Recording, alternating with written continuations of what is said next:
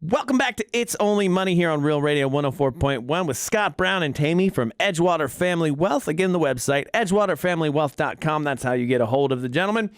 And before we went to break, we're talking about how much would I need to retire? And that, I think, is the question on most people's minds. I guess it would depend on a lot of different factors, from what age do you plan on being retired to are you ever going to retire? But I mean, I'm sure there's not a clear-cut answer like you're going to give me right now, and you're going to be like, right, it's $1.2 million, and that's what you need. So how much money is it, though?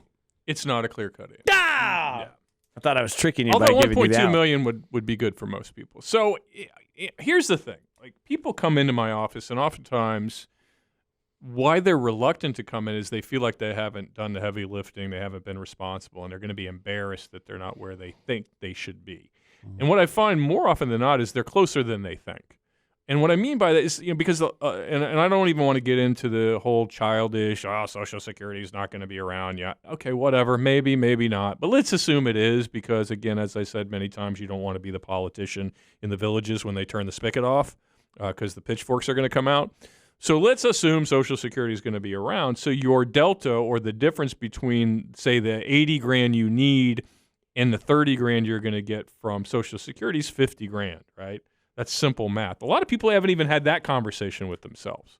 Well, I make $73,250 a year.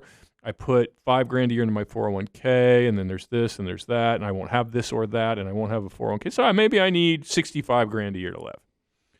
They say, all right, and again, most people haven't even done that. They can't even do that 2 or 3 sentences with themselves. Once you have that conversation with yourself, you say, all right, I need $65,000. So how much money do I need in a bucket to produce $65,000? You go, but wait a minute, there's an ace in the hole. I'm going to get $35,000 from Social Security, so now I only need $30,000, right? Because the government, and I know you put the money in, yada, yada, yada, but political arguments aside, the government technically is going to send you a check for $35,000. So you say, all right, well, I got to fix the gap.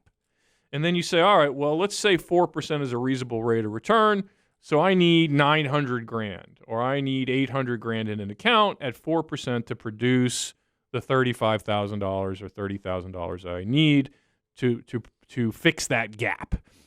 Most people, and that's, you say, well, Scott, that's so simple. It can't be that easy. Well, it is that easy, right? If you say, this is what I make, I like my lifestyle, or I don't, you might say, I don't like my lifestyle. I want a better lifestyle.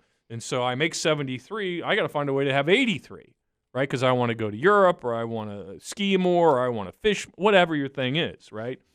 But that's not a difficult thing. If you say, well, I don't want to do it because it's confusing, it's not. You're making it confusing, you're making it more complex because that allows you to procrastinate. Well, it's too complex, so I'll talk about it later.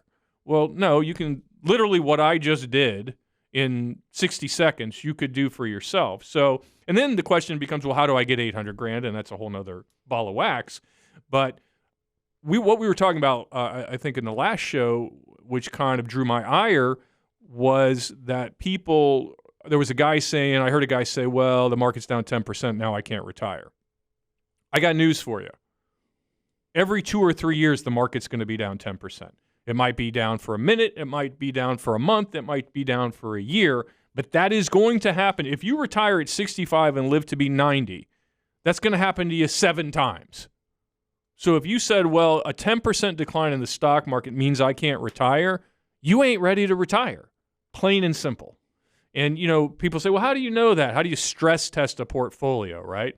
Actually, there's ways to do it, right? It's no different than going to get your EKG and building a baseline. When you go to a financial advisor, at least a good one, they can say, look, you got $700,000. You said you needed $45,000 a year. Statistically, that's this number. If we look at the two worst years in the market over the last 30 years, and you had done what you say you want to do, statistically, there's still an 83% chance you'd be successful. Then you've passed the stress test, right? It's not. Every financial advisor out there has this software. They can do this for you. And so, but if the number's 20%, if you say, well, if the market drops 10%, then my success rates statistically based on back testing are now 20%. Well, yeah, you're not ready, right? So maybe you work another year. Maybe you work 2 more years. Maybe you save a little bit more money. The answer to the question, how do I fix my retirement, is not find a financial advisor that has a better stock market than the one I have, or the better than the one I've currently been dealing with in my app, right? That's not what happens. What happens is you have a thoughtful. Now the markets might help you, and they might not.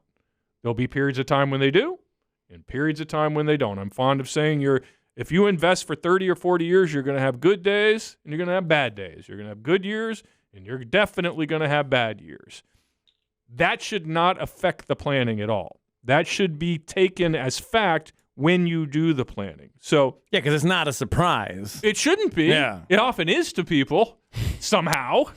Markets decline. We have a negative market on average every 3 or 4 years, which tells you the other 2 or 3 years are positive. People act like it's the other way around. Every damn year it's down. No, statistically that's not true. On average, the market goes up. In between, it goes down.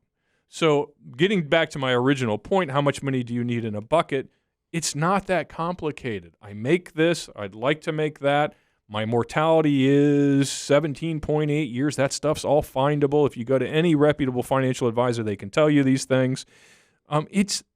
Honestly, I think that if I had a line, and I'm not recommending this, but if I had a line outside my door of 500 people today, I could probably figure out what they need by the end of the day, all 500 of them. Oh, wow. Yeah, again, don't line up at my office, by the way. But Party at Scott's office. It'd take me 10 minutes to tell you if you're even close. Now, it might take hours of prep and back testing. Tammy may do a lot of work on what securities you need and how that looks.